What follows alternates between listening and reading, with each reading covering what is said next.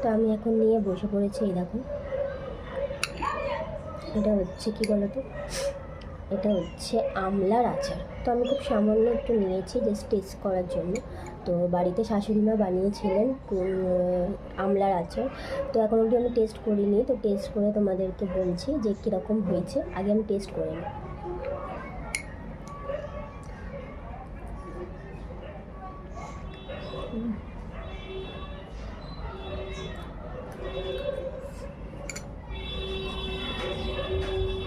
অসাধারণ হয়েছে। তো মায়েদের হাতে রান্নার তুলনা করা যায় না কোনোখানে। মায়েদের হাতে সমস্ত রান্নাই খুব ভালো। তো ভালো হয়েছে।